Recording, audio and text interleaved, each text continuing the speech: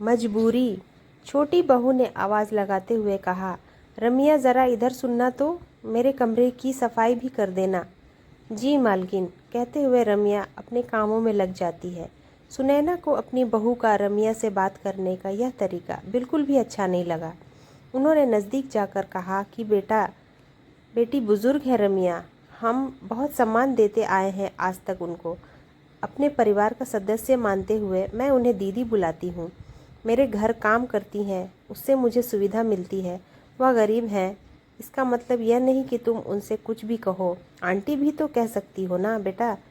बड़े प्यार से सुनैना जी ने कहा, अच्छे शब्द अच्छी बातें हमेशा अच्छी लगती हैं। हमसे भी वो उम्र में बड़ी है।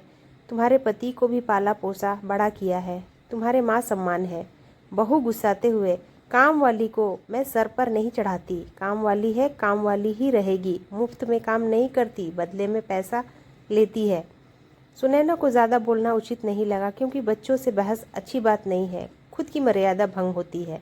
जिसकी जैसी समझ जिंदगी उसकी वैसी कटती है। मन ही मन यह सवाल करते हुए अपने काम में लग जाती हैं। हो सकता है अमेरिका में रहती है, सोच बड़ी हो, लेकिन ऐसी सोच का क्या फ़ायदा जो किसी की मजबूरी ना समझ पाए। छुट्टियों में आई है, चली जाएगी। रहना तो मुझे और रम्या दीदी को ही साथ साथ है। अंशु, मेरे पोते का आज जन्मदिन है। मैंने रम्या से कहा कि आज यहीं रुक जाना तुम रात में, थोड़ी मदद हो जाएगी। उसने सहमति से सर हिलाया। समय पर जन्मदिन मन गया। सभी सोने चले गए। रम्या भी अपने घर चली गई। मेरी बहू ने सुबह सुबह हाय तौबा मचा दिया। क्या हुआ? आप कहते हैं इनका आदर करें। रात मैंने डायमंड वाला नेकलेस डाला था, वह गायब है। सभी सदस्य तो घर में ही है, सिर्फ रात को यही गई थी। पार्टी खत्म होने के बाद ऐसे काम करने वाले को अच्छी तरह से मैं जानती हूँ कि बड़े घर में किस मनसा से घुसते हैं। जब पेट भूखा हो तो आदमी कुछ भी कर सकता है। सब पापी पेट का सवाल है।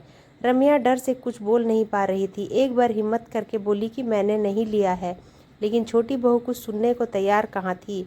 अंशु के साथ खेलते हुए अंशु के दादा पांडे जी गरजते हुए, घर में इतने शोर क्यों मचा रहे हो? सभी शोर का कारण क्या है? सारी बातें जानने के बाद पांडे जी कहते हैं, तुम लांछन लगा रही हो, पहले सच्चाई तो जान लो। यह देखो, तुम्हारा नेकलेस अंशु बाबा के कपड़े में था। रात हो सकता है थकान की वजह से तुमने खोलकर कपड़े पर रख दिया और ध्यान नहीं दिया। बिना सोचे समझे लांछन लगा दिया। सोच समझकर किसी पर लांछन लगाओ। रमिया रोते हुए, सच कहा छोटी मालकिन, आपने। सब पापी पेट का सवाल है, लेकिन पेट इतना भी पापी नहीं। ईमानदारी पूर्वक अपने सम्मान को बचाते हुए काम करना हमारी मजबूरी है। हम अपने पेट को चलाने के लिए मजबूर है, इसीलिए मजदूर हैं।